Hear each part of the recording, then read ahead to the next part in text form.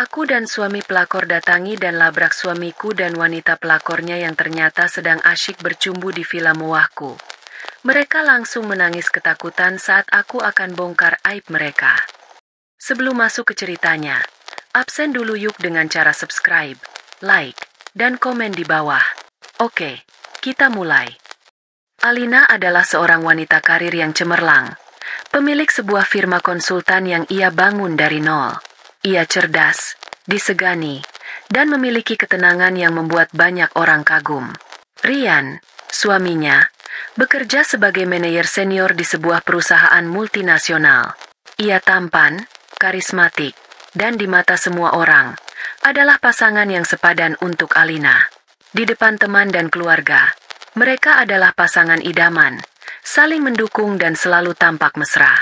Namun, dalam beberapa bulan terakhir, Kate dipotret kesempurnaan itu mulai retak, meski hanya Alina yang bisa merasakan getarannya. Semuanya dimulai dari hal-hal kecil yang hampir tak kentara. Rian, yang biasanya selalu bercerita tentang harinya di kantor, kini lebih banyak diam. Ia sering pulang larut dengan alasan klasik, rapat mendadak atau pekerjaan yang menumpuk. Ponselnya, yang dulu sering tergeletak begitu saja di meja, kini selalu ia kantongi atau ia letakkan dengan layar menghadap ke bawah. Jika ada panggilan masuk saat mereka sedang bersama, ia akan bergegas ke ruangan lain untuk menjawabnya. Suaranya pelan seperti bisikan. Alina, dengan intuisinya yang tajam, merasakan ada yang salah. Ia mencoba bertanya, tetapi Rian selalu punya jawaban yang logis dan menenangkan, membuatnya merasa bersalah karena telah curiga. Ia menyalahkan kesibukannya sendiri. Mungkin ia yang terlalu lelah sehingga menjadi lebih sensitif dan paranoid. Ia berusaha membuang jauh-jauh pikiran buruk itu, meyakinkan dirinya bahwa ini hanyalah fase dalam pernikahan mereka. Namun, malam itu, semua usahanya untuk berpikir positif hancur berkeping-keping. Alina baru saja menyelesaikan beberapa pekerjaan di ruang kerjanya di lantai 2. Jam dinding menunjukkan pukul 10 malam. Ia turun untuk membuat teh hangat, berharap bisa bersantai sejenak bersama Rian sebelum tidur. Ia tidak menemukan suaminya di ruang keluarga. Samar-samar, ia mendengar suara Rian dari arah taman belakang. Pintunya sedikit terbuka, mengizinkan angin malam yang sejuk masuk bersamaan dengan suara suaminya. Alina melangkah mendekat, hendak menyapanya. Namun, ia berhenti tepat di ambang pintu saat mendengar nada suara Rian. Nada itu bukanlah nada yang biasa ia gunakan saat berbicara dengan rekan kerja atau bahkan dengan Alina sendiri. Nada itu lembut, penuh kemesraan, dan diselingi tawa kecil yang manja. Iya, sayang, aku juga nggak sabar. Akhir bulan ini pasti jadi milik kita berdua. Suara Rian terdengar begitu jelas. Jantung Alina serasa berhenti berdetak. Ia menyandarkan tubuhnya ke dinding, berusaha agar tidak jatuh. Kakinya lemas, dan napasnya tertahan di tenggorokan. Tentu saja tempatnya spesial. Aku sudah siapkan semuanya. Sebuah villa di puncak, sangat pribadi, dengan pemandangan yang luar biasa. Aku jamin kamu pasti suka. Kita bisa habiskan akhir pekan di sana. Quality time, tanpa gangguan sama sekali. Lanjut Rian. Alina memejamkan matanya. Puncak, pelah. Kata-kata itu berputar di kepalanya. Mereka memang sering berlibur ke puncak, tapi biasanya selalu bersama teman-teman atau keluarga besar. Wanita di seberang telepon itu tertawa. Suaranya terdengar genit dan manja. Kamu yakin aman? Bagaimana dengan istrimu? Rian tertawa kecil. Tawa yang terdengar begitu asing dan menyakitkan di telinga Alina. Alina? Ah, tenang saja. Dia terlalu sibuk dengan dunianya sendiri untuk peduli hal-hal seperti ini. Aku tinggal bilang ada acara gathering kantor di luar kota. Dia tidak akan curiga. Dia terlalu percaya padaku. Rasa sakit yang tajam menghunjam dada Alina. Begitu hebat hingga ia sulit bernapas. Kepercayaan. Kata itu kini terasa seperti sebuah hinaan. Jadi selama ini, kepercayaannya yang tulus hanya dianggap sebagai sebuah kebodohan oleh suaminya sendiri. Pria yang tidur seranjang dengannya, pria yang ia cintai dan ia bangun masa depan bersamanya, ternyata menganggapnya sebagai sebuah rintangan yang mudah untuk disingkirkan demi kesenangan sesaat. Villa itu pasti mahal ya sewanya? Tanya wanita itu lagi. Untuk kamu, tidak ada yang mahal, sayang. Anggap saja ini hadiah kecil. Tempatnya benar-benar sempurna, seperti di film-film romantis. Aku tidak sabar memelukmu di sana, di depan perapian, sambil melihat bintang. Janji Rian dengan suara yang dibuat seromantis mungkin. Alina tidak tahan lagi mendengarnya. Setiap kata yang keluar dari mulut Rian terasa seperti belati yang mengiris hatinya perlahan-lahan. Ia mundur tanpa suara, kembali ke dalam rumah yang kini terasa dingin dan asing. Ia berjalan menuju dapur dengan langkah gontai. Tangannya gemetar saat menuangkan air putih ke dalam gelas. Ia meneguknya sampai habis, tetapi rasa kering di tenggorokannya tidak hilang. Ia menatap pantulan dirinya di jendela yang gelap. Wajah seorang wanita sukses, kuat, dan mandiri. Tetapi di balik pantulan itu, ada hati yang baru saja diremukan. Air mata yang ia tahan akhirnya jatuh, tetapi hanya setetes. Setelah itu, tidak ada lagi air mata. Rasa sakit yang luar biasa itu perlahan bermetamorfosis menjadi sesuatu yang lain. Sesuatu yang dingin, keras, dan tajam. Amarah, bukan amarah yang meledak-ledak, melainkan amarah yang membeku, yang merayap di pembuluh darahnya dan menjernihkan pikirannya. Rian tidak tahu. Pria itu tidak tahu satu hal yang sangat penting. Villa di puncak yang ia bangga-banggakan itu, yang ia sewa untuk berselingkuh, bukanlah villa sewaan. Villa itu adalah milik Alina. Warisan tunggal dari almarhum ayahnya. Tempat paling berharga yang penuh dengan kenangan masa kecilnya. Tempat suci yang akan dinodai oleh suaminya sendiri. Sebuah senyum tipis yang dingin terukir di bibir Alina. Rian telah membuat kesalahan fatal. Ia tidak hanya mengkhianati istrinya, ia juga telah meremehkannya. Dan kini, Alina akan memastikan Rian dan wanita itu membayar mahal untuk setiap kebohongan dan setiap pengkhianatan mereka. Ia tidak akan menangis. Ia tidak akan berteriak. Ia akan menyusun sebuah rencana. Sebuah pembalasan dendam yang akan menghancurkan mereka sampai ke akar-akarnya. Panggungnya sudah tersedia. Villa miliknya di puncak akan menjadi saksi bisu, bukan dari sebuah romansa terlarang, melainkan dari sebuah kehancuran yang telah ia rancang dengan sempurna. Akhir pekan itu, mereka memang akan mendapatkan quality time yang tidak akan pernah mereka lupakan seumur hidup mereka. Keesokan paginya, tidak ada yang berubah di rumah megah itu. Alina bangun seperti biasa, menyiapkan sarapan, dan berbicara dengan Rian seolah tidak ada yang terjadi. Ia adalah seorang aktris yang ulung. Senyumnya tetap sama, suaranya tetap lembut, tetapi matanya memancarkan ketenangan yang mengerikan. Rian, yang terlalu sibuk dengan dunianya sendiri, tidak menyadari perubahan itu. Ia melahap sarapannya, menceritakan rencana kerjanya hari itu, dan mengecup kening Alina sebelum berangkat. Sebuah gestur yang kini terasa begitu menjijikan.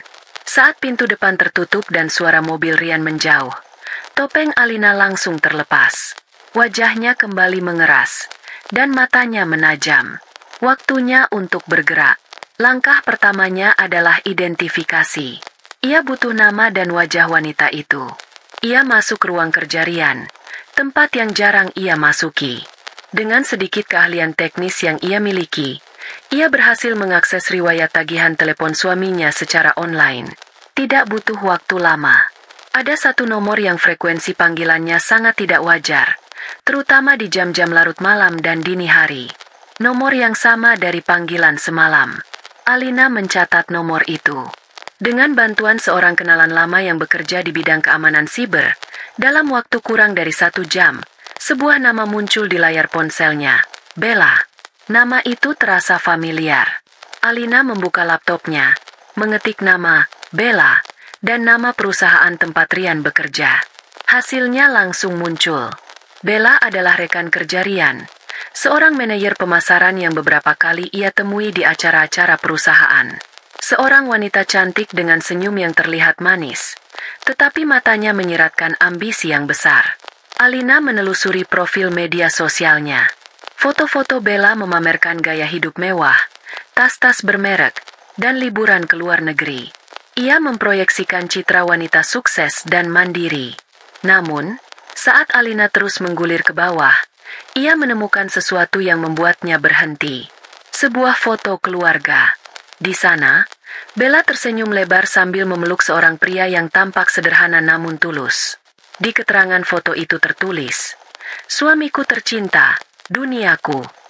Jadi, Bella juga sudah menikah. Pengkhianatan ini ternyata melibatkan 4 orang, bukan 3. Suami Bella, pria bernama Dimas, tampak tidak tahu apa-apa, sama seperti Alina beberapa jam yang lalu. Sebuah ide cemerlang terlintas di benak Alina. Mengapa ia harus menanggung beban ini sendirian? Mengapa ia harus merencanakan pembalasan ini seorang diri? Ada pepatah lama yang mengatakan, musuh dari musuhku adalah temanku. Dalam kasus ini, korban dari pengkhianat yang sama bisa menjadi sekutu yang paling kuat.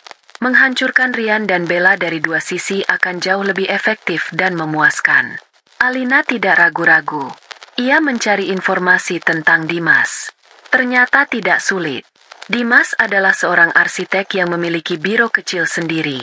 Ia tampak seperti pria pekerja keras yang membangun segalanya dari bawah. Profilnya sangat kontras dengan Bella yang glamor. Alina berhasil mendapatkan nomor teleponnya dari direktori bisnis online. Ia menatap nomor itu selama beberapa menit, menyusun kata-kata yang tepat di kepalanya. Ini adalah langkah yang berisiko. Dimas bisa saja tidak percaya, atau lebih buruk lagi, memberitahu Bella. Tetapi Alina memutuskan untuk mengambil risiko itu. Ia mengirim sebuah pesan singkat yang lugas dan profesional. "Selamat siang, Bapak Dimas. Nama saya Alina. Saya perlu bicara dengan Anda mengenai istri Anda, Bella, dan suami saya, Rian. Ini sangat penting dan mendesak. Mohon kesediaannya untuk bertemu." Responsnya datang lebih cepat dari yang ia duga. "Siang. Ada urusan apa ya?" balas Dimas, terdengar bingung dan waspada. "Saya tidak bisa menjelaskannya lewat pesan. Ini adalah masalah pribadi yang menyangkut kita berdua. Saya jamin ini bukan buang-buang waktu Anda," balas Alina. Setelah beberapa kali bertukar pesan, Dimas akhirnya setuju untuk bertemu sore itu di sebuah kafe yang tenang dan tidak terlalu ramai, jauh dari pusat kota. Alina tiba lebih dulu. Ia memilih meja di sudut yang paling pribadi. Beberapa menit kemudian, Dimas datang. Ia persis seperti di fotonya. Seorang pria dengan penampilan sederhana, matanya memancarkan kelelahan sekaligus kebaikan. Ia menatap Alina dengan curiga. "Ibu Alina?" tanyanya. "Iya, silakan duduk, Pak Dimas," kata Alina dengan tenang. Setelah memesan minuman, suasana menjadi canggung. Dimas menatapnya, menunggu penjelasan. "Jadi, ada apa ini? Saya tidak mengerti mengapa Anda ingin bertemu dan membawa-bawa nama istri saya." Alina menarik napas dalam-dalam.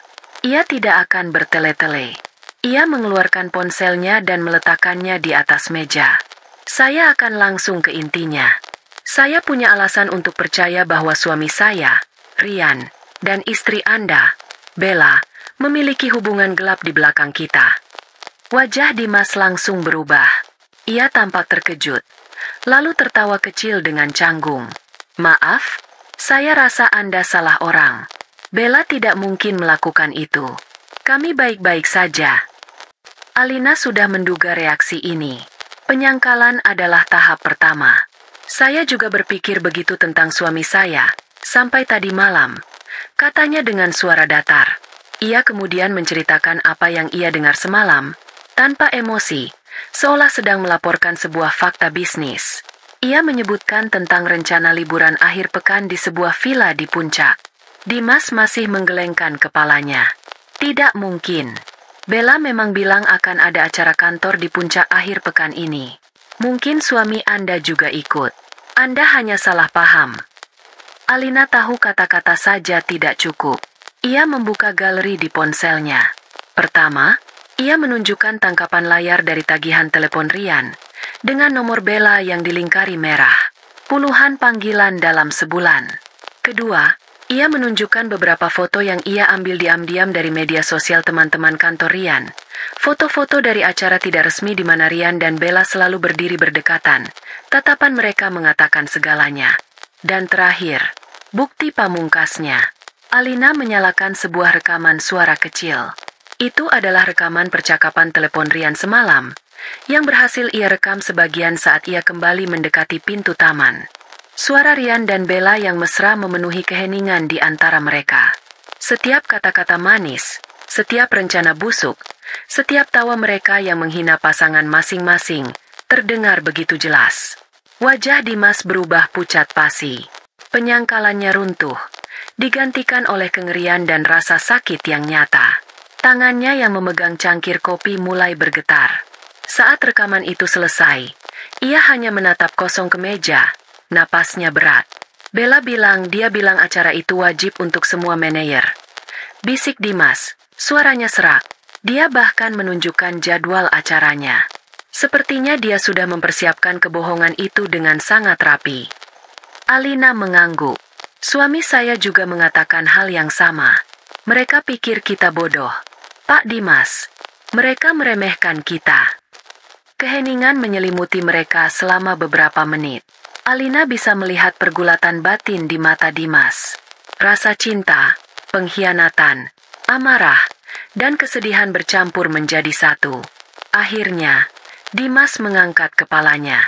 Tatapan matanya tidak lagi kosong, melainkan dipenuhi oleh kilat amarah yang sama dinginnya dengan milik Alina. "Apa rencana Anda?" tanya Dimas. Suaranya kini tegas.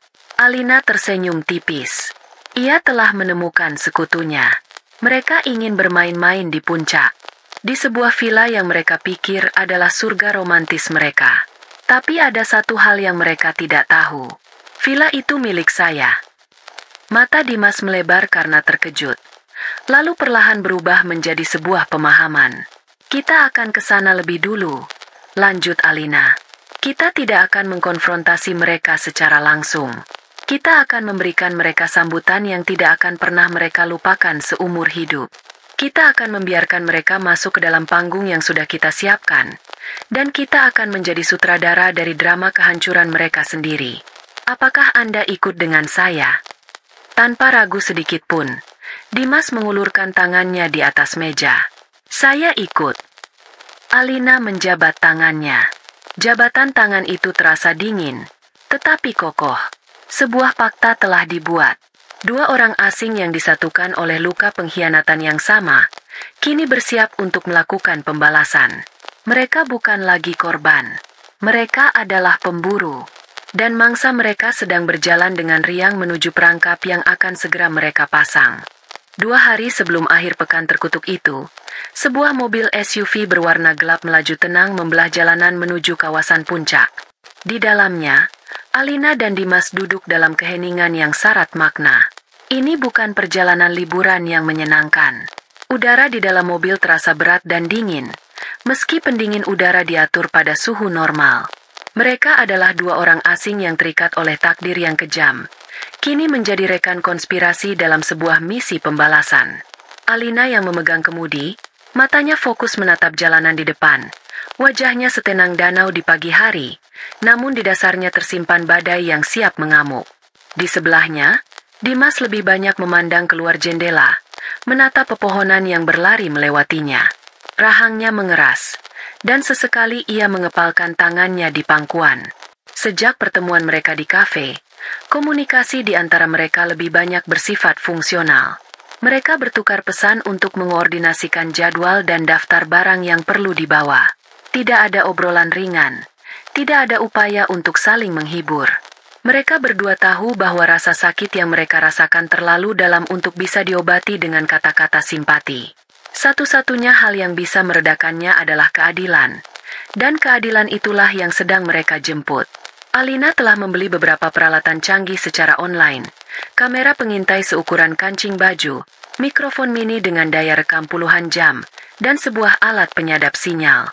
Semuanya tersimpan rapi dalam sebuah tas di kursi belakang. Sebuah kotak Pandora berisi teknologi yang akan mereka gunakan untuk membongkar kebusukan pasangan mereka. Semua peralatan sudah diuji. Tanya Dimas memecah keheningan. Suaranya terdengar serak. Sudah, tadi malam. Kualitas gambar dan suaranya sangat jernih. Kita tidak akan melewatkan satu detail pun. Jawab Alina tanpa mengalihkan pandangannya dari jalan.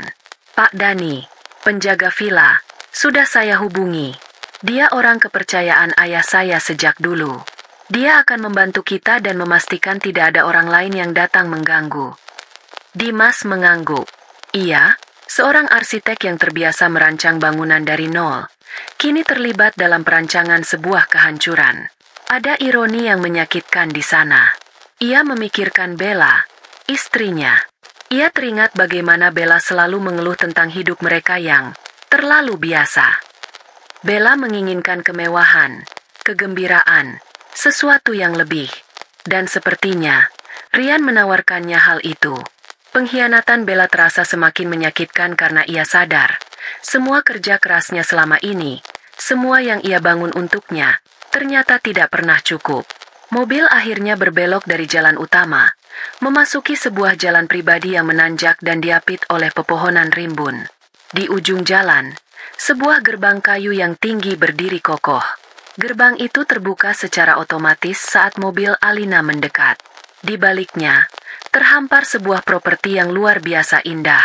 Sebuah villa bergaya modern tropis berdiri megah, dikelilingi oleh taman bunga yang terawat sempurna dan halaman rumput yang hijau. Di kejauhan, pemandangan pegunungan yang biru menjadi latar belakang yang spektakuler. Ini adalah surga dunia, tempat yang menyimpan begitu banyak kenangan indah bagi Alina. Dan kini, ia akan mengubahnya menjadi neraka. Seorang pria paruh baya yang tegap, Pak Dani, menyambut mereka di teras. Ia menatap Alina dengan tatapan penuh hormat dan sedikit kekhawatiran. Semuanya sudah siap sesuai perintah, Non Alina. Terima kasih, Pak Dani. Pastikan tidak ada seorang pun yang mendekati area paviliun selama kami di sini, kata Alina. Paviliun yang dimaksud adalah sebuah bangunan kecil yang terpisah dari villa utama. Biasanya digunakan untuk tamu atau sebagai tempat tinggal penjaga. Tempat itu akan menjadi pusat komando mereka. Setelah menurunkan barang-barang mereka di paviliun, Alina dan Dimas berjalan menuju villa utama. Saat Alina membuka pintu depannya yang besar, aroma kayu dan bunga lili yang familiar menyambutnya. Untuk sesaat, hatinya terasa sesak. Ia teringat saat ayahnya pertama kali membawanya ke sini, saat ia masih kecil. Ia teringat saat merayakan ulang tahunnya di tepi kolam renang. Ia teringat saat ia dan Rian, di awal pernikahan mereka, menghabiskan akhir pekan di sini, penuh tawa dan harapan. Semua kenangan itu kini terasa seperti hantu yang mencemoohnya. Ia mendorong semua perasaan itu ke sudut tergelap di hatinya. Tidak ada waktu untuk sentimentalitas. Mereka mulai bekerja dengan efisiensi yang dingin, seperti tim ahli bedah yang mempersiapkan ruang operasi. Dimas, dengan mata arsiteknya, dengan cepat memetakan titik-titik terbaik untuk menempatkan kamera dan mikrofon.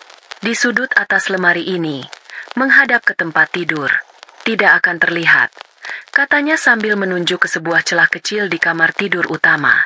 Di dalam hiasan bunga kering di meja kopi ruang tamu. Mikrofonnya kita selipkan di bawah sofa. Mereka bergerak dari satu ruangan ke ruangan lain.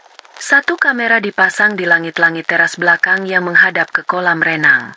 Satu lagi di dapur, tersembunyi di antara stoples bumbu. Mikrofon diselipkan di balik tirai, di bawah meja makan, bahkan di dalam kamar mandi utama.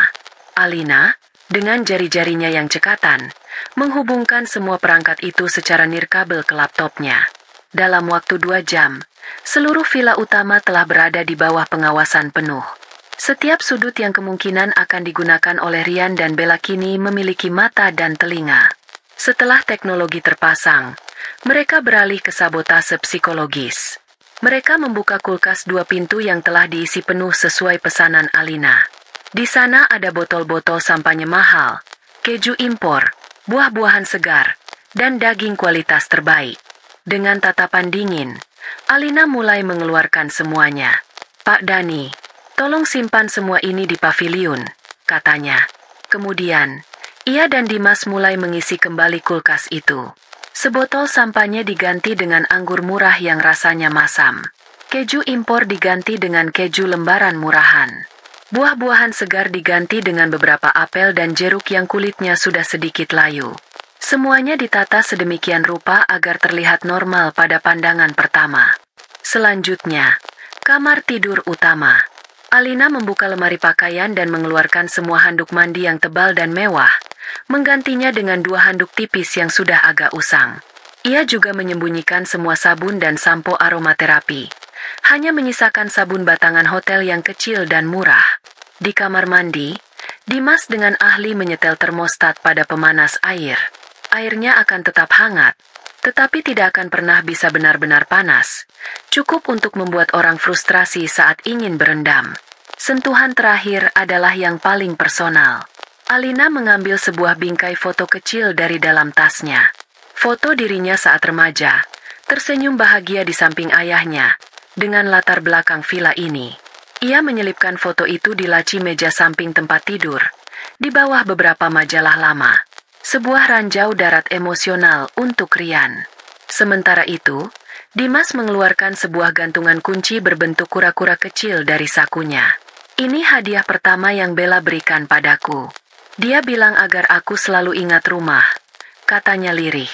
Dengan hati-hati, ia meletakkan gantungan kunci itu di sudut rak di kamar mandi, di belakang sebotol lotion, tempat yang mungkin hanya akan ditemukan secara tidak sengaja. Pekerjaan mereka selesai menjelang sore.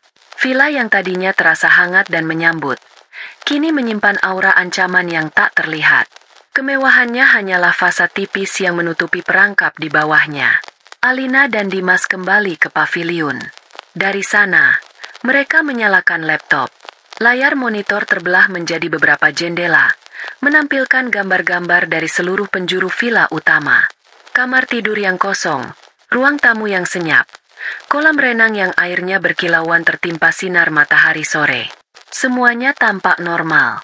Panggung neraka mereka telah siap. Kini mereka hanya perlu menunggu aktor utamanya datang dan memulai pertunjukan. Alina menatap layar dengan mata yang tidak berkedip. Amarahnya telah menjadi kesabaran yang dingin. Penantian ini akan menjadi bagian termanis dari pembalasan dendamnya. Sabtu siang, sebuah sedan mewah berwarna perak memasuki gerbang villa. Di dalamnya, Rian dan Bella tertawa riang. Wajah mereka berseri-seri penuh antisipasi. Di paviliun, Alina dan Dimas menyaksikan kedatangan mereka melalui layar laptop. Setiap tawa yang terdengar melalui mikrofon tersembunyi terasa seperti sayatan pisau bagi Dimas. Namun bagi Alina, itu hanya menambah bahan bakar pada api dingin di dalam dirinya. Ia melihat bagaimana Rian turun dari mobil terlebih dahulu, lalu membukakan pintu untuk Bella dengan gaya seorang pangeran. Bella turun dengan anggun, mengenakan gaun musim panas yang memperlihatkan lekuk tubuhnya.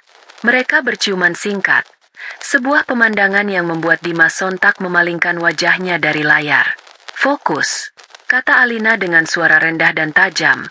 Matanya tidak lepas dari monitor. "Ini baru permulaan." Rian dan Bella berjalan menuju pintu utama. Tangan mereka saling bertautan. "Selamat datang di surga kita, sayang," kata Rian dengan bangga, seolah-olah ia adalah pemilik tempat itu. Ia membuka pintu, dan Bella melangkah masuk dengan napas tertahan. "Wow, Rian ini luar biasa," bisik Bella. Matanya berkeliling menatap ruang tamu yang luas dengan langit-langit tinggi dan perabotan elegan. "Ini jauh lebih indah dari yang aku bayangkan." "Aku sudah bilang, kan? Hanya yang terbaik untukmu," sahut Rian, memeluknya dari belakang dan mengecup lehernya. Mereka tidak tahu bahwa setiap gerak-gerik dan kata-kata mereka sedang ditonton dan didengarkan dengan saksama. Melalui serangkaian kamera, Alina dan Dimas mengikuti tur penuh kemunafikan itu. Mereka melihat Rian dan Bella menjelajahi setiap sudut villa. Mereka mengagumi lukisan di dinding, yang dipilih sendiri oleh Alina dan ayahnya. Mereka memuji desain interiornya, yang merupakan hasil kerja keras Alina selama berbulan-bulan. Mereka bahkan berjalan ke teras belakang dan memuji keindahan kolam renang dan tamannya. "Aku bisa tinggal di sini selamanya," kata Bella sambil bersandar di bahu Rian. "Mungkin suatu saat nanti kita bisa, setelah semuanya beres," jawab Rian, merujuk pada rencana perceraian mereka. Di paviliun, Dimas mengepalkan tinjunya hingga buku-buku jarinya memutih. Alina, sebaliknya, hanya menarik sudut bibirnya sedikit. Sebuah senyum yang sama sekali tidak mengandung kebahagiaan. Teruslah bermimpi, batinnya. Setelah selesai berkeliling, mereka memutuskan untuk bersantai. Aku akan siapkan minuman dan beberapa camilan. Kamu bisa siapkan air hangat untuk berendam. Sayang, pasti lelah setelah perjalanan, kata Rian. Disinilah retakan pertama di surga palsu mereka mulai muncul. Bella masuk ke kamar mandi utama yang mewah. Ia melihat bak mandi besar yang mengundang dan tersenyum. Ia memutar keran air panas, berharap air akan mengalir deras. Air memang mengalir, tetapi suhunya hanya hangat-hangat kuku. Ia menunggu beberapa menit, berpikir mungkin pemanasnya butuh waktu. Tetapi airnya tidak pernah menjadi panas. Keningnya berkerut karena kesal. Rian, pemanas airnya sepertinya rusak, teriaknya dari dalam. Sementara itu, di dapur, Rian membuka kulkas dengan penuh gaya, hendak mengeluarkan sebotol sampanye untuk merayakan kedatangan mereka. Ia tertegun sejenak. Ia ingat betul telah memesan sampanye impor yang mahal melalui layanan pramu-tamu yang ia sewa. Tetapi yang ia lihat sekarang adalah sebotol anggur lokal murahan. Ia memeriksa isi kulkas lainnya. Keju dan buah-buahan yang ia pesan juga telah diganti dengan kualitas yang jauh lebih rendah. Sialan, layanan pramu-tamu ini benar-benar tidak profesional. Gumamnya kesal. Saat Bella keluar dari kamar mandi dengan wajah cemberut, Rian sedang menuangkan anggur murah itu ke dalam 2 gelas. Airnya tidak panas, keluh Bella. Dan minuman kita juga salah. Sepertinya manajemen villa ini agak payah, kata Rian, berusaha menutupi kekecewaannya. Tapi sudahlah, jangan biarkan hal-hal kecil ini merusak hari kita. Yang penting kita berdua ada di sini. Mereka duduk di sofa mewah di ruang tamu, menyesap anggur yang rasanya tidak seberapa itu. Mereka mencoba mengabaikan kekecewaan kecil tersebut dan kembali membangun suasana romantis. Saat itulah, seiring matahari mulai terbenam dan bayangan memanjang, percakapan mereka beralih ke topik yang paling ditunggu-tunggu oleh Alina dan Dimas. Jadi, bagaimana kemajuan rencanamu dengan Alina? Tanya Bella, menyandarkan kepalanya di dada Rian. Rian menghela napas. Masih sama. Dia tidak curiga sama sekali. Dia terlalu sibuk dengan pekerjaannya. Kadang aku berpikir dia lebih mencintai perusahaannya daripada aku.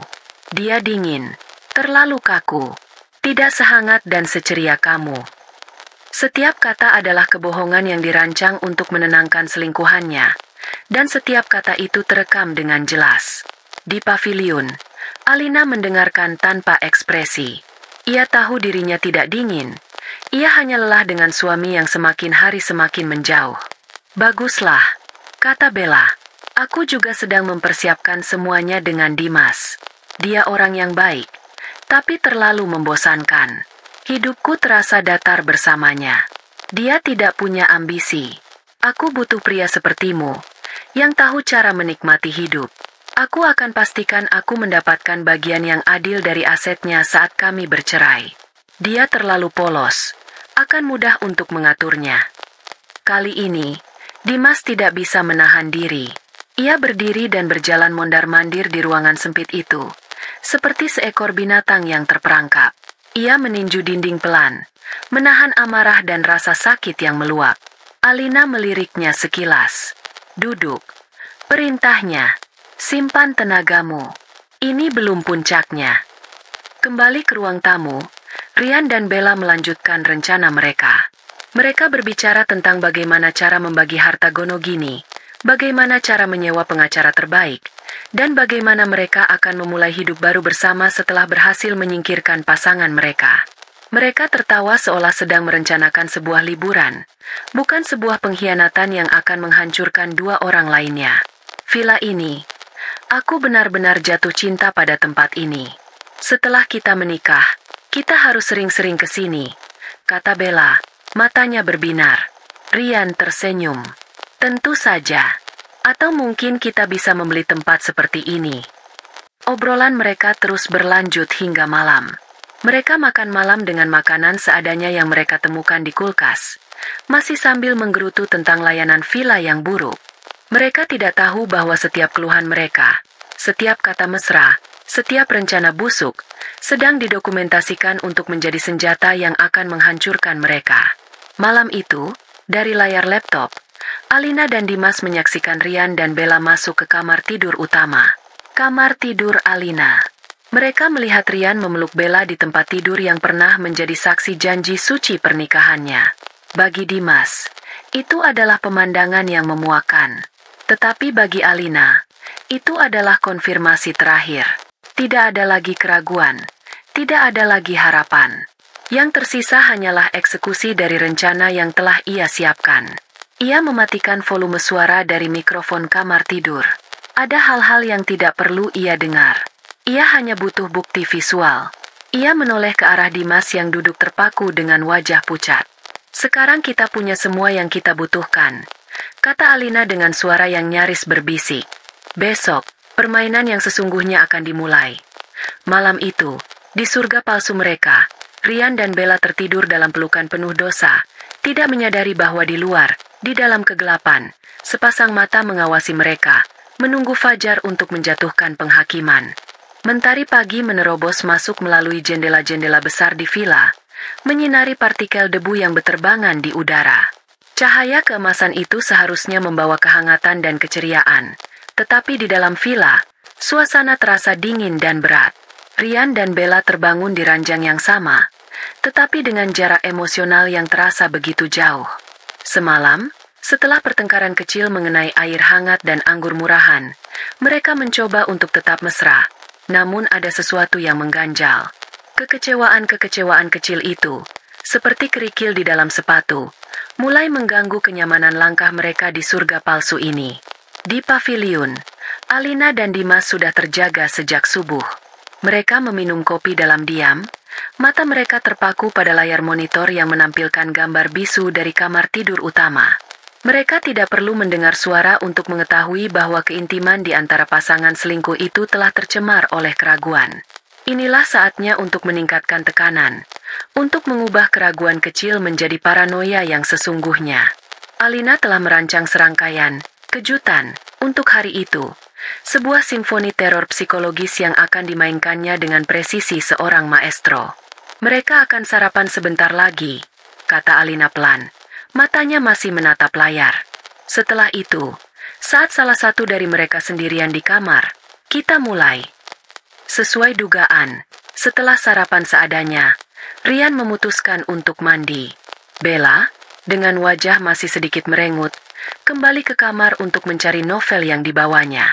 Inilah kesempatan yang ditunggu Alina. Di layar monitor, ia melihat Bella mulai mengobrak-abrik tasnya, lalu beralih ke laci meja di samping tempat tidur. Tangannya merogoh ke dalam, mencari-cari. Kemudian, ia berhenti. Tangannya keluar dari laci sambil memegang sebuah bingkai foto kecil. Di paviliun, Alina memperbesar gambar dari kamera di kamar tidur. Ia bisa melihat dengan jelas ekspresi Bella. Keningnya berkerut dalam, matanya menyipit. Ia menatap foto seorang gadis remaja yang tersenyum di samping pria parubaya yang tampak berwibawa, dengan latar belakang villa yang sama persis dengan tempat ia berada sekarang. Kebingungan di wajah Bella begitu nyata. Ia membalik-balik bingkai itu, seolah mencari penjelasan. Mengapa ada foto pribadi di villa sewaan? Dan yang lebih penting, ia mengenali wajah gadis remaja itu. Itu adalah versi muda dari Alina, istri Rian. Tepat saat itu, Rian keluar dari kamar mandi sambil mengeringkan rambutnya dengan handuk. Ia melihat bingkai foto di tangan Bella. Wajahnya langsung pucat. "Apa itu?" tanyanya. Suaranya terdengar lebih tegang dari yang seharusnya. "Aku menemukannya di laci," jawab Bella. Matanya menatap Rian dengan tajam. "Ini istrimu, kan? Kenapa fotonya ada di sini? Kamu bilang ini villa sewaan." Rian tampak gelagapan. Otaknya bekerja keras mencari alasan. Aku juga tidak tahu. Mungkin tertinggal dari tamu sebelumnya? Atau mungkin pihak manajemen salah meletakkan barang? Aneh sekali, katanya, mencoba tertawa canggung. Tetapi Bella tidak tertawa. Tamu sebelumnya? Rian, villa semewah ini pasti dibersihkan dengan sangat teliti. Tidak mungkin barang sepribadi ini bisa tertinggal begitu saja. Jeng-jan. Ia berhenti. Sebuah kecurigaan baru mulai terbentuk di benaknya. Jangan-jangan kamu pernah membawa istrimu ke sini sebelumnya? Apa? Tentu saja tidak. Untuk apa aku membawanya ke sini bersamamu? Bantah Rian dengan cepat. Nada suaranya sedikit meninggi. Kamu jangan berpikir yang macam-macam. Ini pasti hanya kesalahan bodoh dari pihak pengelola. Sudahlah, buang saja foto itu. Jangan biarkan hal sepele ini merusak hari kita. Rian merebut bingkai foto itu dari tangan Bella dan melemparkannya kembali ke dalam laci dengan kasar. Tetapi kerusakan sudah terjadi. Benih ketidakpercayaan telah ditanam. Bella tidak mengatakan apa-apa lagi. Tetapi Alina bisa melihat dari sorot matanya yang waspada bahwa ia tidak lagi merasa nyaman. Ia mulai mempertanyakan semua yang dikatakan Rian. Serangan kedua dilancarkan pada siang hari. Rian dan Bella memutuskan untuk berjemur di tepi kolam renang, berusaha mengembalikan suasana romantis mereka yang hilang. Mereka berbaring di kursi santai, memejamkan mata di bawah sinar matahari.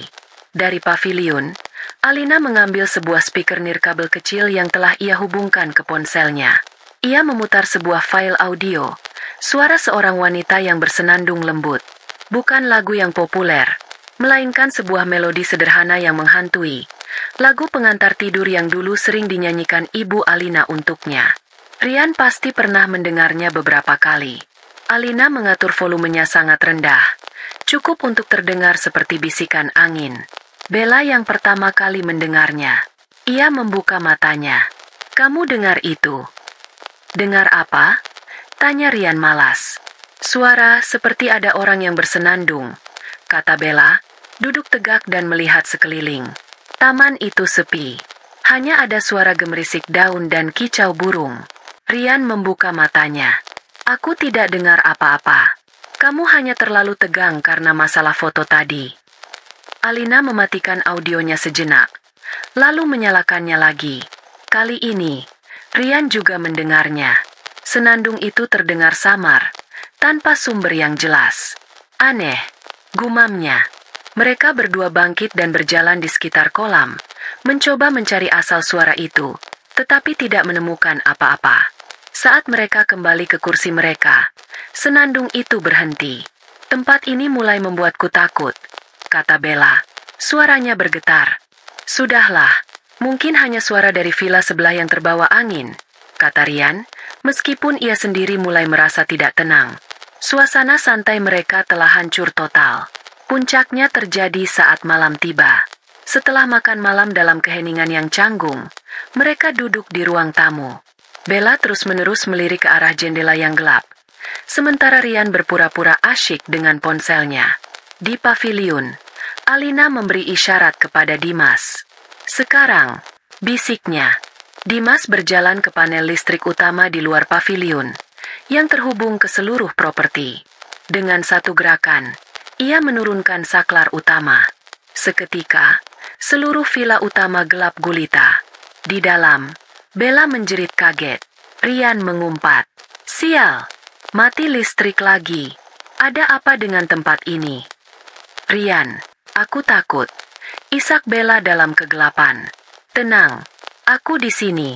Cari ponselmu, nyalakan senternya, kata Rian. Suaranya terdengar tegang. Mereka meraba-raba dalam gelap, saling memanggil nama. Di saat genting inilah, Pak Dani, sang penjaga villa yang setia, menjalankan tugasnya. Ia sudah menunggu di dekat teras samping. Dengan kunci cadangan, ia membuka pintu tanpa suara, masuk ruang makan, meletakkan sesuatu di atas meja, lalu keluar lagi. Semuanya terjadi dalam waktu kurang dari 10 detik. Di paviliun, setelah menghitung sampai 30, Dimas menaikkan kembali saklar listrik. Lampu di villa kembali menyala terang benderang. Rian dan Bella menghela napas lega. Syukurlah, kata Rian. Tetapi kelegaan mereka hanya sesaat.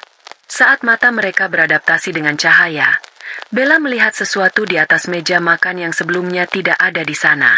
Sebuah gantungan kunci berbentuk kura-kura kecil yang terbuat dari tempurung kelapa. Ia membeku di tempat. Napasnya tercekat. Itu bukan sembarang gantungan kunci. Itu adalah miliknya. Hadiah pertama yang ia berikan pada Dimas saat mereka baru berpacaran. Ia selalu menyimpannya di laci meja riasnya di rumah. Bagaimana mungkin benda itu ada di sini? Di tengah antah berantah? Rian. Bisiknya. Suaranya nyaris tak terdengar. Rian mengikuti arah pandangannya. Apa itu? Gantungan kunci jelek. Komentarnya. Tidak menyadari makna benda itu. Tetapi Bella tidak mendengarkan. Matanya membelalak ngeri. Semua kejadian aneh hari itu. Foto Alina, suara senandung, dan sekarang gantungan kuncinya, terhubung dalam benaknya, membentuk sebuah kesimpulan yang mengerikan. Ini bukan kebetulan. Ini bukan kesalahan manajemen. Seseorang sedang mempermainkan mereka. Seseorang tahu mereka ada di sini. Ini tidak mungkin, gumamnya berulang kali. Ia menatap Rian dengan tatapan penuh tuduhan. Ini perbuatanmu. Kamu yang melakukan ini semua. Ini semacam permainan sakitmu, kan? Apa yang kamu bicarakan? Aku sama bingungnya denganmu, balas Rian. Amarahnya tersulut oleh tuduhan tak masuk akal itu. Jangan bohong. Bagaimana bisa gantungan kunciku dari rumah ada di sini? Kamu pasti mengambilnya. Kamu mencoba membuatku gila. Jerit Bella. Emosinya meledak. Aku bahkan tidak pernah melihat benda itu seumur hidupku. Kamu yang gila. Mungkin kamu yang membawanya dan lupa. Balas Rian tak kalah keras. Pertengkaran hebat pun tak terhindarkan. Mereka saling berteriak, saling menuduh. Surga romantis mereka telah berubah menjadi neraka paranoia. Cinta dan nafsu yang membawa mereka ke sana telah menguap, digantikan oleh rasa takut dan ketidakpercayaan yang pekat. Di paviliun, Alina dan Dimas menyaksikan semuanya di layar monitor. Tidak ada senyum kemenangan di wajah mereka, hanya kepuasan yang dingin. Simfoni teror mereka telah mencapai nadanya yang paling tinggi. Benang yang mengikat Rian dan Bella kini telah putus. Mereka telah berhasil mengadu domba mangsa mereka. Pagi hari terakhir di villa disambut dengan keheningan yang memekakan telinga. Tidak ada lagi tawa, tidak ada lagi bisikan mesra. Rian dan Bella bergerak di sekitar satu sama lain seperti dua orang asing yang terjebak dalam lift yang sama. Pertengkaran hebat semalam telah meninggalkan luka yang dalam dan rasa curiga yang tak terhapuskan. Bella yakin Rian sedang mempermainkannya dengan sebuah lelucon yang kejam. Sementara Rian yakin Bella mulai kehilangan akal sehatnya. Bayang-bayang kejadian aneh semalam menghantui setiap sudut villa, mengubah tempat yang tadinya indah menjadi lokasi yang menakutkan. Mereka tidak sabar untuk segera berkemas dan pergi dari sana. Suasana tegang ini, ironisnya, menciptakan kondisi yang sempurna bagi Alina dan Dimas untuk mendapatkan apa yang mereka butuhkan. Di bawah tekanan, orang cenderung menjadi ceroboh. Mereka akan berbicara lebih banyak, berusaha mencari pembenaran atau kepastian, dan dalam prosesnya, mereka akan mengungkapkan segalanya. Di paviliun, Alina dan Dimas memasang telinga mereka. Mikrofon disetel ke sensitivitas tertinggi. Mereka tahu, ini adalah babak terakhir dari pengumpulan bukti. Setelah sarapan yang canggung, Bella akhirnya angkat bicara. Suaranya datar dan dingin. Aku mau kita luruskan ini, Rian. Setelah kita pergi dari sini, hubungan kita mau dibawa kemana? Semua kejadian aneh ini membuatku berpikir ulang. Rian, yang putus asa untuk memperbaiki keadaan dan membuktikan bahwa ia serius, langsung masuk ke dalam perangkap. Tentu saja kita akan terus bersama. Sayang, jangan biarkan hal-hal aneh ini merusak rencana kita. Aku serius denganmu, sangat serius. Aku sudah mempersiapkan segalanya. Dan di sanalah ia membuat kesalahan terbesarnya. Dalam upayanya untuk meyakinkan Bella, ia mulai membeberkan semua rencana busuknya dengan detail yang mengerikan, seolah sedang mempresentasikan sebuah proposal bisnis. Dengar, masalah dengan Alina akan segera selesai, katanya dengan percaya diri. Selain perceraian, aku juga sedang mengamankan posisi finansialku. Di kantor, aku sudah mulai mengalihkan beberapa pembayaran dari klien kecil ke sebuah rekening terpisah yang tidak terlacak. Aku membuat beberapa faktur fiktif untuk proyek-proyek yang tidak pernah ada. Bos-bosku terlalu sibuk untuk memeriksa hal-hal detail seperti itu. Dalam beberapa bulan, aku bisa mengumpulkan cukup banyak uang untuk kita memulai hidup baru di mana saja kita mau, tanpa perlu bergantung pada pesangon. Di paviliun, napas Alina tertahan. Ini lebih dari sekadar perselingkuhan. Ini adalah penggelapan. Kejahatan kerah putih. Ryan tidak hanya mengkhianati pernikahannya, tetapi juga kepercayaan perusahaannya. Suaminya, pria yang ia kenal sebagai sosok yang ambisius namun jujur, ternyata adalah seorang penipu licik. Bukti ini jauh lebih kuat daripada rekaman ciuman atau pelukan. Ini adalah bukti kriminal. Bella tampak sedikit terkesan dengan keberanian Ryan. Ketakutannya sedikit mereda, digantikan oleh keserakahan. Hal itu memancingnya untuk ikut memamerkan strateginya sendiri. Aku juga sudah bergerak, katanya. Nadanya terdengar bangga. Aku sudah bicara dengan seorang pengacara. Dia bilang, karena Dimas tidak pernah melakukan kesalahan fatal seperti selingkuh, akan sulit untuk mendapatkan bagian harta yang besar. Tapi, pengacaraku menyarankan agar aku mulai membangun narasi, tekanan batin. Aku sudah mulai mencatat setiap kali Dimas mengabaikanku karena sibuk bekerja. Setiap kali kami berbeda pendapat. Aku juga akan mengklaim bahwa ambisinya yang kurang telah membuatku depresi. Dimas, yang mendengarkan setiap kata melalui headphone, memejamkan matanya. Rasa sakit menusuk dadanya. Jadi, semua kebaikannya, semua kerja kerasnya, semua dukungannya pada Bella, akan diputarbalikan menjadi senjata untuk melawannya di pengadilan. Istrinya menyebutnya tidak punya ambisi, padahal ia bekerja siang dan malam untuk membangun biro arsiteknya agar bisa memberikan kehidupan yang nyaman untuk Bella. Ia disebut naif dan terlalu percaya. Kata-kata itu, yang diucapkan dengan begitu dingin oleh wanita yang ia cintai, menghancurkan sisa-sisa perasaan yang mungkin masih ada untuknya. Kini yang ada hanya keinginan untuk melihat keadilan ditegakkan. Selain itu, lanjut Bella dengan semangat. Beberapa minggu lalu aku menjual salah satu lukisan yang kami beli bersama. Aku bilang pada Dimas lukisan itu sedang direstorasi. Uangnya sudah aku simpan di rekening rahasiaku. Dia tidak akan pernah tahu. Itu dia, bukti penipuan dan niat jahat yang tak terbantahkan. Alina dan Dimas saling berpandangan. Di mata mereka, tidak ada lagi keraguan. Mereka telah merekam pengakuan sukarela dari mulut para pengkhianat itu sendiri. Mereka punya semua amunisi yang mereka butuhkan untuk memenangkan perang ini secara telak. Seolah belum cukup, setelah percakapan itu, ketegangan di antara Ryan dan Bella sepertinya sedikit mencair. Mereka merasa menjadi tim lagi, partner in crime. Dalam sebuah upaya terakhir yang menyedihkan untuk membangkitkan kembali gairah yang membawa mereka ke sana, mereka kembali ke kamar tidur utama.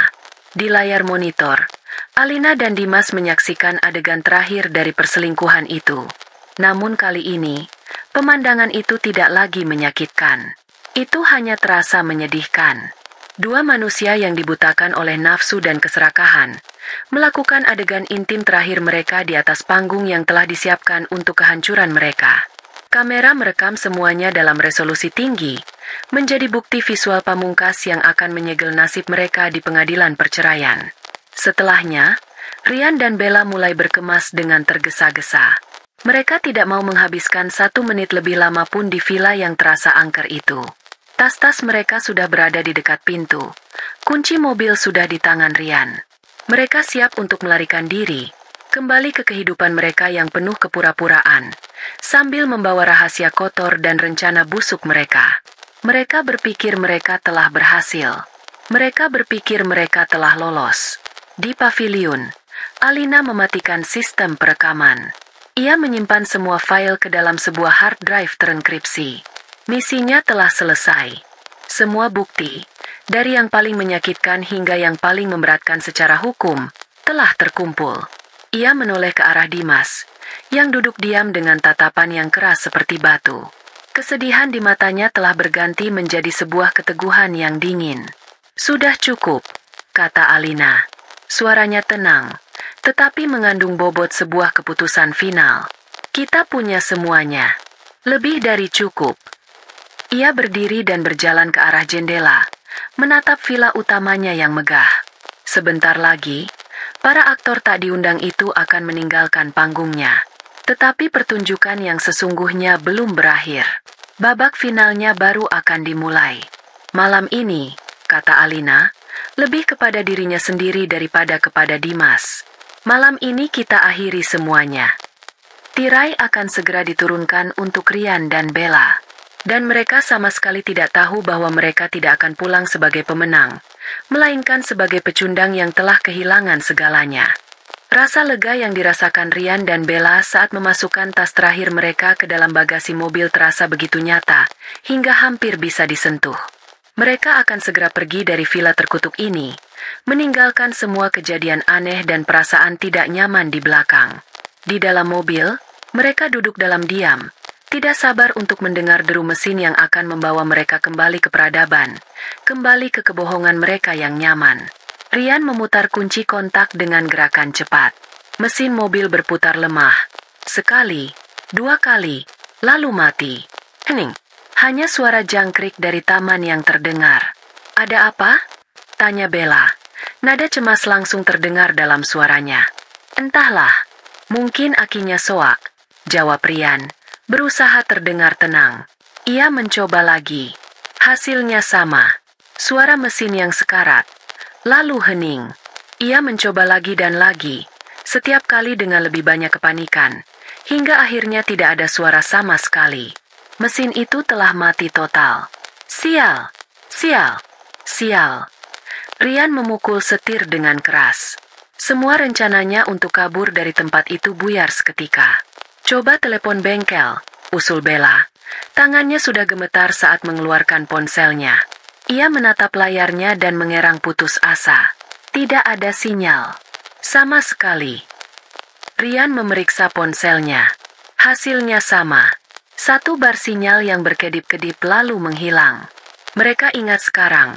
Salah satu kelebihan dari lokasi villa yang sangat pribadi ini adalah keterisolasiannya. Dulu, hal itu terdengar romantis. Sekarang, itu terasa seperti sebuah kutukan. Mereka terdampar, terperangkap di properti yang sama yang telah meneror mereka selama 24 jam terakhir. Tidak ada pilihan lain. Dengan perasaan kalah dan takut, mereka keluar dari mobil dan berjalan kembali menuju villa. Pintu yang tadinya ingin sekali mereka tinggalkan, kini menjadi satu-satunya tempat perlindungan mereka dari malam yang mulai gelap. Di dalam paviliun, Alina dan Dimas menyaksikan semuanya dari layar monitor. Sabotase sederhana pada mobil, yang dilakukan oleh Pak Dani saat subuh buta, berhasil dengan sempurna. "Mereka tidak akan kemana-mana," kata Dimas dengan suara datar. Wajahnya tidak menunjukkan emosi, tetapi matanya berkilat tajam. Kembali di dalam villa, Rian dan Bella merasa seperti penyusup. Mereka duduk di sofa ruang tamu, tidak berani menyalakan banyak lampu. Rasa takut membuat mereka lelah. Pertengkaran sudah tidak ada gunanya. Yang ada hanya kecemasan yang pekat. "Kita tunggu sampai besok pagi," kata Rian akhirnya. "Pagi-pagi sekali kita jalan kaki ke jalan utama, cari bantuan." Bella hanya mengangguk pasrah. Untuk menenangkan saraf, Rian mengambil sisa botol anggur murah mereka. Ia menuangkannya ke dalam 2 gelas dengan tangan yang sedikit gemetar. Mereka duduk di sana, dalam keheningan yang tidak nyaman, menyesap anggur yang terasa asam di lidah mereka. Mereka menghadap ke televisi layar lebar yang hitam dan mati, sebuah cermin gelap yang memantulkan versi lelah dan ketakutan dari diri mereka sendiri. Mereka pikir, ini adalah titik terendah dari akhir pekan mereka yang gagal. Mereka salah besar. Tepat saat jam di dinding berdentang 9 kali, sesuatu terjadi. Lampu-lampu di ruang tamu mulai berkedip-kedip tak menentu, seperti dalam film horor. Bella memekik pelan dan merapat ke Rian. Kemudian, semua lampu padam total selama beberapa detik, sebelum akhirnya menyala kembali, tetapi tidak seperti semula. Hanya beberapa lampu sorot di langit-langit yang menyala, menyorot langsung ke sofa tempat mereka duduk, menciptakan efek panggung yang dramatis. Seluruh bagian lain dari ruangan itu tenggelam dalam bayang-bayang. "Apa-apaan ini?" bisik Rian. Jantungnya berdebar kencang. Sebelum ia sempat mencari jawaban, televisi besar di depan mereka berdesis pelan. Lalu layarnya menyala dengan cahaya biru yang dingin. Bukan siaran televisi. Bukan film. Layar itu menampilkan sebuah gambar dari kamera keamanan, dengan kualitas gambar yang agak kasar dan berwarna hijau karena mode malam. Gambar itu menunjukkan sebuah ruangan yang remang-remang, dipenuhi peralatan elektronik. Ada dua orang yang duduk di kursi, membelakangi kamera, menghadap ke beberapa monitor yang lebih kecil. Rian dan Bella mencondongkan tubuh mereka ke depan. Mata mereka terpaku pada layar, mencoba memahami apa yang mereka lihat. Salah satu dari sosok itu menoleh sedikit ke samping, dan profil wajahnya yang tajam tertangkap oleh kamera. "Alina," bisik Rian, tidak percaya dengan apa yang dilihatnya. Sosok yang satu lagi kemudian juga bergerak, dan Bella merasakan darahnya seolah surut dari wajahnya. "Dimas," gumamnya ngeri. Di layar televisi, mereka melihat Alina dan Dimas di pusat komando mereka.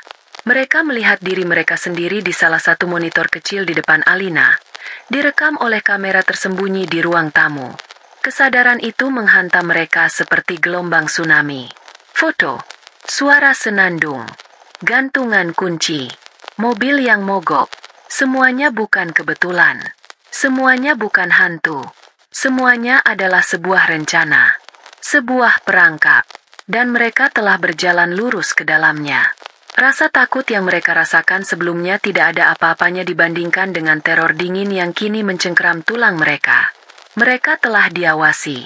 Setiap gerakan, setiap kata, setiap ciuman, semuanya telah ditonton. Villa ini bukan surga palsu. Ini adalah sebuah sangkar yang dirancang dengan sempurna. Rian dan Bella duduk membeku.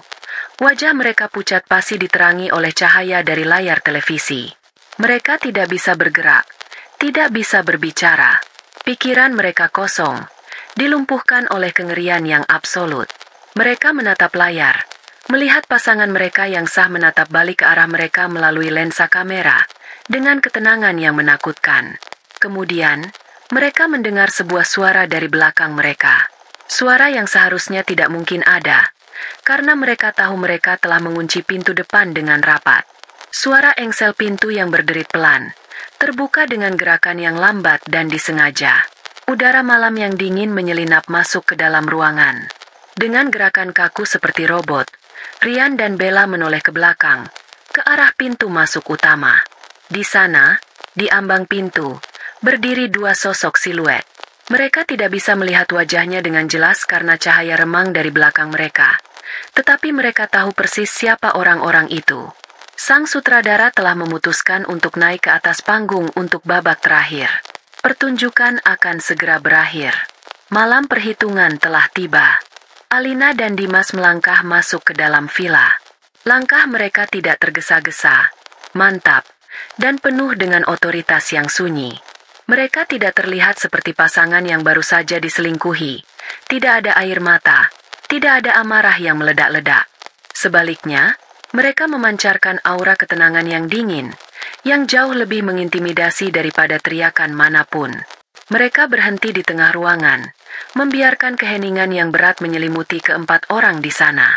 Rian dan Bella masih terpaku di sofa. Wajah mereka adalah topeng pucat dari keterkejutan dan ketakutan. Rian adalah yang pertama kali berhasil menemukan kembali suaranya, meskipun terdengar serak dan goyah. Ia mencoba mengenakan topeng arogansinya, sebuah upaya terakhir yang menyedihkan untuk memegang kendali. "Alina? Dimas? Apa-apaan ini? Lelucon macam apa ini?" Ia berdiri, berusaha terlihat lebih tinggi dan lebih berkuasa. "Kalian mengikuti kami? Memasang kamera di mana-mana? Kalian sudah gila. Ini ilegal." Alina menatap suaminya, tatapan yang belum pernah Rian lihat sebelumnya. Tatapan itu kosong dari semua kehangatan dan cinta yang pernah ada, seolah menatap seorang ventriloquist yang bonekanya rusak. "Ilegal?" Alina mengulang kata itu dengan nada mengejek yang halus. Apakah lebih ilegal daripada seorang suami yang membawa selingkuhannya ke villa milik istrinya sendiri, menggunakan uang bersama untuk membiayai perselingkuhannya, dan merencanakan penipuan di belakang punggung semua orang? Kata-kata itu diucapkan dengan begitu tenang, menghantam Rian seperti pukulan telak. Bella, di sisi lain, hanya bisa menatap Dimas. Ia membuka mulutnya untuk berbicara, tetapi tidak ada suara yang keluar. Wajah Dimas yang biasanya ramah dan hangat kini sekeras granit. Matanya menatap Bella dengan kekecewaan yang begitu dalam hingga terasa seperti sebuah penghakiman fisik. "Kami tidak perlu mengikuti kalian, Rian," lanjut Alina, mengambil sebuah remote kecil dari sakunya. "Remote itu bukan untuk televisi biasa. Kami hanya perlu duduk dan menonton. Kalian berdua telah memberikan pertunjukan yang sangat mencerahkan." Dengan satu tekanan tombol, layar televisi di belakang Rian dan Bella menyala lagi. Kali ini, bukan lagi siaran langsung dari paviliun. Ini adalah sebuah montase video yang telah diedit dengan rapi. Adegan pertama adalah Rian dan Bella saat pertama kali tiba, berciuman mesra di teras. Lalu cuplikan mereka berpelukan di sofa, berdansa lambat di ruang tamu, berbisik-bisik di tepi kolam renang. Serangkaian bukti visual perselingkuhan mereka diputar tanpa ampun, diiringi oleh keheningan yang mencekam di dalam ruangan. Rian dan Bella hanya bisa menonton. Wajah mereka memerah karena malu dan marah. Setelah adegan-adegan mesra itu selesai, layar menjadi hitam. Lalu, yang terdengar hanyalah audio. Suara Rian yang terekam dengan jernih. Dia terlalu sibuk dengan dunianya sendiri. Dia dingin, terlalu kaku. Tidak sehangat dan seceria kamu. Lalu giliran suara Bella. Dia orang yang baik, tapi terlalu membosankan. Hidupku terasa datar bersamanya, dia tidak punya ambisi. Penghinaan mereka terhadap pasangan masing-masing, yang diucapkan dalam momen intim, kini diputar kembali untuk mereka dengar. Terasa 100 kali lebih kejam dan memalukan. Bella menundukkan kepalanya dalam-dalam, tidak sanggup menatap Dimas. Rian mengepalkan tangannya, urat-urat di lehernya menonjol. Ini penjebakan," seru Rian. Suaranya naik 1 oktav. "Kalian menjebak kami." "Benarkah?" sahut Dimas. Akhirnya berbicara. Suaranya rendah dan bergetar karena amarah yang tertahan. "Apakah kami juga yang menjebakmu untuk mengatakan ini, Bella?" Alina menekan tombol lagi. Kini layar menampilkan video Rian dan Bella yang sedang duduk di sofa. Percakapan mereka tentang rencana keuangan mereka diputar dengan volume maksimal. Penonton bisa mendengar dengan jelas setiap detail rencana penggelapan Rian. Setiap kata dari strategi licik Bella untuk menguras harta Dimas. Pengakuan mereka, lengkap dengan ekspresi wajah yang sombong dan serakah, terpampang untuk dilihat semua orang. Inilah pukulan mematikan itu. Wajah Rian berubah dari merah menjadi putih pucat.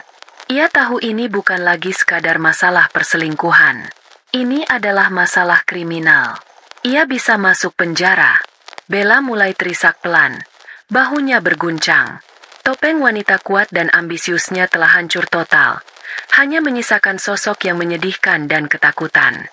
Melihat semua rencana mereka terbongkar, ikatan rapuh di antara Rian dan Bella langsung putus.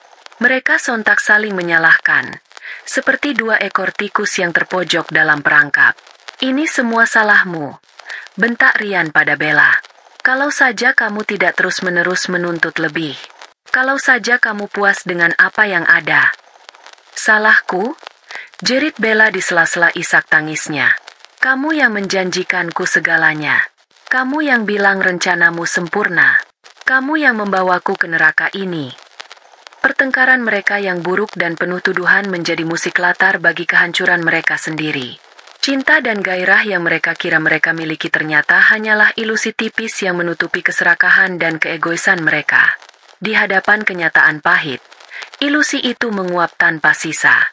Alina membiarkan mereka bertengkar selama beberapa saat, membiarkan mereka saling merobek topeng satu sama lain. Setelah ia merasa cukup, ia mematikan televisi itu. Ruangan kembali hening, hanya menyisakan suara isak tangis Bella yang tersengal-sengal. Alina melangkah maju mendekati Rian. Ia menatap lurus ke mata suaminya. Pernikahan kita selesai, katanya dengan suara yang tegas dan final. Pengacaraku akan menghubungimu besok pagi. Jangan harap kamu akan mendapatkan 1 sen pun. Sebaliknya, bersiaplah menghadapi tuntutan dari perusahaanmu. Aku akan pastikan mereka mendapatkan rekaman ini. Kemudian, ia menoleh ke arah Bella, namun bicaranya ditujukan kepada Dimas. Dia urusanmu. Dimas melangkah maju. Ia berhenti di depan Bella yang masih menangis di sofa. Untuk waktu yang lama, ia hanya menatapnya. Tidak ada amarah di matanya, hanya kekosongan yang dingin. Aku pernah mencintaimu, Bella, katanya pelan. Tapi orang yang kucintai itu ternyata tidak pernah ada. Dia hanya karanganmu. Selamat menikmati hidup barumu. Setelah penghakiman itu dijatuhkan, Alina memberikan perintah terakhirnya. Suaranya tidak keras, tetapi setiap kata mengandung beban yang tak terbantahkan. Villa ini, dan semua isinya, adalah milikku. Aku mau kalian berdua pergi dari sini. Sekarang juga. Tapi, mobil kami mogok. Di luar gelap. Protes Rian dengan panik. Itu bukan lagi masalahku, jawab Alina tanpa simpati. Kalian bisa jalan kaki. Anggap saja itu sebagai awal dari kehidupan baru kalian. Kehidupan tanpa kemewahan, tanpa mobil, tanpa rumah. Kehidupan yang kalian ciptakan sendiri. Tidak ada lagi yang bisa dikatakan. Dengan gerakan yang kaku dan penuh rasa malu, Rian dan Bella mulai memunguti barang-barang mereka yang tercecer. Mereka tidak berani menatap Alina atau Dimas. Di bawah tatapan dingin kedua pasangan mereka berjalan keluar dari villa seperti 2 orang pesakitan. Pintu depan dibiarkan terbuka, menunjukkan jalan menuju kegelapan malam. Alina dan Dimas tidak mengantar mereka. Mereka hanya berdiri di ruang tamu, mendengarkan suara langkah kaki mereka yang menjauh di jalan kerikil, hingga akhirnya hilang di telan keheningan malam puncak. Pintu itu akhirnya ditutup oleh Pak Dani. Badai telah berlalu, menyisakan kehancuran bagi mereka yang menyebabkannya. Di dalam villa, Alina dan Dimas berdiri dalam keheningan, bukan sebagai pemenang yang bersorak, melainkan sebagai penyintas yang berhasil melewati pertempuran paling menyakitkan dalam hidup mereka. Keadilan telah ditegakkan. Topeng-topeng itu telah jatuh. Malam yang dingin di puncak hanyalah awal dari musim dingin yang panjang dan brutal bagi Rian dan Bella. Saat mereka berjalan tertatih-tatih menuruni jalan pribadi yang gelap, dengan hanya cahaya rembulan sebagai petunjuk, mereka masih belum sepenuhnya memahami skala kehancuran yang menanti mereka. Mereka pikir ini adalah hukuman terburuknya, dipermalukan dan diusir. Kenyataannya, ini hanyalah prolog. Opera kehancuran mereka, yang disutradarai dengan sempurna oleh Alina dan Dimas, baru akan memulai babak utamanya keesokan harinya, di bawah lampu neon kota yang kejam. Senin pagi, sementara Rian dan Bella berhasil mencapai jalan utama dan menumpang sebuah truk sayur untuk kembali ke Jakarta dengan penampilan acak-acakan, Alina sudah berada di kantor firma hukum paling bergengsi di ibu kota. Ia tidak datang sebagai klien yang patah hati. Ia datang sebagai seorang panglima perang yang membawa peta pertempuran. Di hadapan tim pengacara yang menatapnya dengan serius, ia meletakkan sebuah hard drive terenkripsi di atas meja mahoni yang mengkilap. Di dalamnya ada semua yang kalian butuhkan, katanya dengan suara tenang. Bukti perselingkuhan, pengakuan rencana penipuan finansial, dan pengakuan rencana kejahatan korporasi. Saya mau proses perceraian yang cepat, pembekuan seluruh aset bersama secepatnya, dan pastikan dia tidak mendapatkan apapun selain tuntutan hukum. Para pengacara, yang terbiasa menangani kasus-kasus rumit, saling berpandangan dengan takjub setelah meninjau sekilas isi dari hard drive tersebut. Ini bukan kasus perceraian biasa. Ini adalah sebuah pembantaian hukum.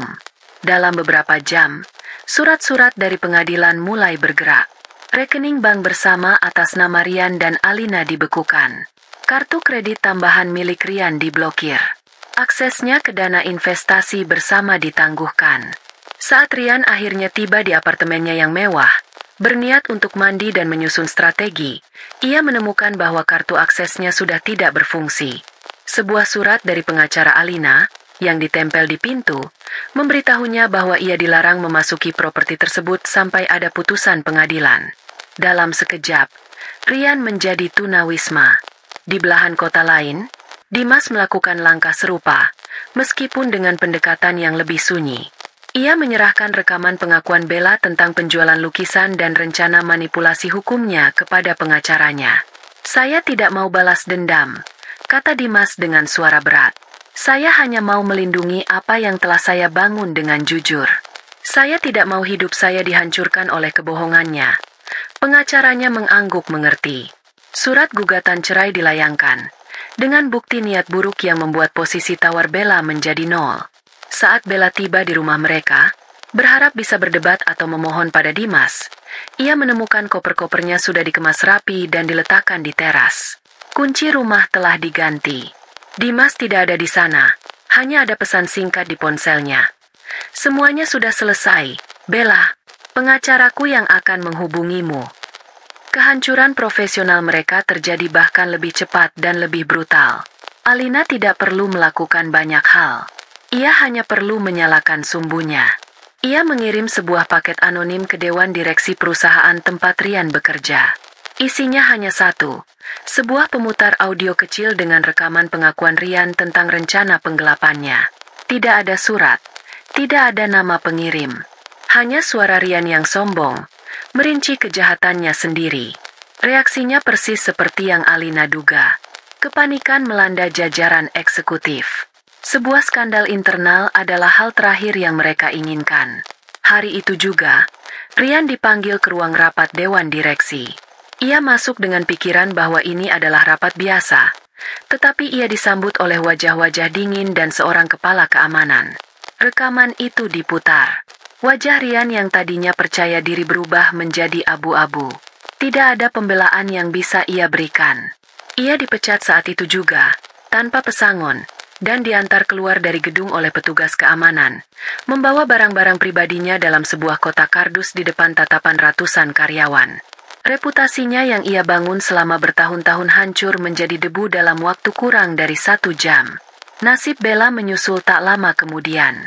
Skandal perselingkuhannya dengan seorang manajer senior yang baru saja dipecat karena dugaan penipuan besar menjadi buah bibir di seluruh kantor. Departemen Sumber Daya Manusia memanggilnya dengan alasan pelanggaran etika berat yang merusak citra perusahaan. Kontrak kerjanya dihentikan secara efektif. Dalam 1 hari yang sama, Rian dan Bella kehilangan pasangan mereka, rumah mereka, dan pekerjaan mereka. Langkah terakhir adalah kehancuran sosial. Dunia mereka, yang dibangun di atas citra dan koneksi, runtuh seperti rumah kartu. Berita perceraian dan pemecatan mereka menyebar seperti api liar di lingkaran pertemanan mereka. Rian mencoba menghubungi teman-temannya, meminta bantuan untuk tempat tinggal sementara. Teleponnya tidak diangkat. Pesannya hanya dibaca. Tidak ada yang mau bergaul dengan seorang penipu yang gagal. Bella, yang teman-temannya lebih banyak terikat oleh status sosialnya, mendapati dirinya dikucilkan. Undangan ke acara-acara sosial berhenti datang. Grup obrolan wanitanya tiba-tiba menjadi senyap setiap kali ia mencoba bergabung. Mereka berdua menjadi paria, hantu dalam kehidupan yang pernah mereka banggakan. Terpaksa, dengan sisa uang tunai yang mereka miliki, Rian dan Bella menyewa sebuah kamar motel kecil yang pengap dan kotor di pinggiran kota. Di ruangan sempit itulah, cinta mereka yang penuh gairah diuji oleh kenyataan pahit dan gagal total. Tidak ada lagi villa mewah. Tidak ada lagi anggur mahal. Yang ada hanya dinding yang catnya mengelupas, bau asap rokok, dan keputusasaan. Mereka mulai bertengkar hebat, bukan lagi tentang hal-hal romantis, melainkan tentang siapa yang salah, tentang sisa uang yang semakin menipis, tentang masa depan yang tampak gelap gulita. Cinta mereka, yang tumbuh di tanah kemewahan dan kebohongan, layu dan mati di tanah kemiskinan dan kejujuran yang brutal. Rian menatap Bella bukan lagi sebagai bidadari penyelamat, melainkan sebagai sumber dari semua masalahnya. Bella melihat Rian bukan lagi sebagai pangeran menawan, melainkan sebagai pecundang yang menyeretnya ke dasar. Mereka kini menjadi gelandangan, bukan hanya secara finansial, tetapi juga secara moral dan sosial, terdampar di sebuah pulau keputusasaan yang mereka ciptakan sendiri. 1 tahun berlalu. Waktu, seperti sungai yang mengalir, telah membawa pergi banyak puing-puing dari badai yang telah terjadi, dan memunculkan bibit-bibit kehidupan baru di tanah yang telah dibersihkan. Musim telah berganti, begitu pula nasib orang-orang yang terlibat dalam drama di Villa Puncak tersebut. Bagi Rian dan Bella, waktu tidak membawa penyembuhan, melainkan pembusukan. Hukuman mereka bukanlah sebuah momen dramatis, melainkan sebuah proses erosi yang lambat dan menyakitkan. Setelah uang mereka habis, mereka terpaksa pindah dari satu kontrakan murah ke kontrakan lain yang lebih buruk. Rian, dengan catatan pemecatan yang memalukan, tidak pernah bisa kembali bekerja di dunia korporat. Ia berakhir sebagai seorang salesman peralatan rumah tangga, pergi dari pintu ke pintu, wajahnya yang dulu tampan kini kuyu dan selalu dihiasi oleh kekecewaan. Bella, yang kecantikannya mulai pudar karena stres dan gaya hidup yang keras, bekerja sebagai pramusaji di sebuah kafe kecil. Pesonanya telah hilang, digantikan oleh kepahitan yang terpancar dari sorot matanya. Suatu sore, Dimas tidak sengaja melihat mereka. Ia sedang berada di sebuah kawasan pertokoan tua, mencari beberapa material untuk proyeknya. Ia melihat Rian dan Bella berdiri di pinggir jalan, di depan sebuah anjungan tunai mandiri, bertengkar hebat. Suara mereka tidak terdengar, tetapi gestur mereka mengatakan segalanya. Rian menunjuk-nunjuk dompetnya yang kosong. Bella balas berteriak dengan wajah frustrasi.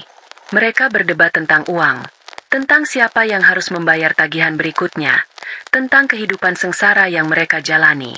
Cinta mereka telah berubah menjadi penjara bagi satu sama lain. Mereka terikat bersama, bukan oleh kasih sayang, tetapi oleh kehancuran bersama. Itulah neraka abadi mereka. Dimas hanya menatap mereka sejenak, tanpa rasa benci atau kasihan, lalu berbalik dan melanjutkan perjalanannya. Mereka adalah bagian dari masa lalu yang tidak lagi memiliki kekuatan untuk menyakitinya. Kehidupan Dimas sendiri telah berkembang pesat. Setelah perceraiannya selesai, ia mencurahkan seluruh energinya untuk biro arsiteknya. Ia memenangkan beberapa kompetisi desain dan firmanya mulai dikenal luas. Ia menemukan kedamaian bukan dalam kemewahan yang pernah diinginkan Bella, melainkan dalam kepuasan menciptakan sesuatu yang indah dan fungsional. Ia menjadi lebih pendiam, lebih bijaksana, dan lebih menghargai ketulusan di atas segalanya. Sesekali, ia dan Alina masih bertukar pesan singkat, sekadar menanyakan kabar. Mereka tidak menjadi sepasang kekasih. Ikatan mereka terlalu aneh dan lahir dari luka, tetapi mereka berbagi rasa hormat yang mendalam, sebagai dua orang yang selamat dari kapal karam yang sama dan berhasil berenang ke pantai yang berbeda. Dan Alina, ia berada di puncak dunianya. Perusahaannya berkembang ke tingkat internasional. Ia menjadi sosok yang lebih kuat, lebih tegas, namun juga lebih berbelas kasih kepada orang-orang yang pantas menerimanya. Perceraiannya dengan Rian telah lama selesai. Kasus penggelapan itu berakhir dengan Rian mendapatkan hukuman percobaan dan denda yang besar. Sebuah catatan kriminal yang menyegel nasibnya sebagai warga kelas bawah. Bagi Alina, Rian hanyalah sebuah pelajaran mahal yang telah ia bayar lunas. Pagi itu, Alina kembali ke villa di puncak. Tempat itu tidak lagi terasa angker atau penuh dengan kenangan buruk. Ia telah merenovasi beberapa bagian, memberinya sentuhan baru, membersihkannya dari semua jejak masa lalu yang kelam. Kini, tempat itu kembali menjadi sanktuarinya, tempat perlindungan dan kedamaiannya. Ia berjalan keluar menuju balkon utama, tempat di mana setahun yang lalu ia berdiri dalam kegelapan, merencanakan sebuah pembalasan. Kini, ia berdiri di tempat yang sama, tetapi dalam cahaya yang berbeda. Ia memegang secangkir teh hangat. Uapnya menari-nari di udara pagi yang sejuk. Di hadapannya, matahari terbit perlahan dari balik pegunungan, melukis langit dengan warna jingga, merah muda, dan ungu. Fajar yang baru. Sebuah pemandangan yang menjanjikan harapan dan kemungkinan yang tak terbatas. Ia menarik napas dalam-dalam, merasakan udara bersih memenuhi paru-parunya. Ia tidak lagi merasakan amarah, tidak lagi merasakan sakit hati. Yang ada hanyalah rasa syukur dan kedamaian yang mendalam. Ia telah menghadapi pengkhianatan terburuk dan keluar sebagai pemenang, Bukan karena ia telah menghancurkan musuh-musuhnya, tetapi karena ia telah berhasil membangun kembali dirinya sendiri menjadi versi yang lebih utuh dan lebih kuat. Villa itu berdiri megah di sekelilingnya, bukan lagi sebagai saksi bisu dari sebuah pengkhianatan, melainkan sebagai monumen dari ketahanannya. Alina tersenyum, senyum tulus pertama yang ia rasakan di tempat itu setelah sekian lama. Masa depan terbentang luas di hadapannya, secerah fajar yang sedang menyingsing. Dan ia siap untuk menyambutnya, sendirian, dan sepenuhnya berkuasa atas takdirnya sendiri.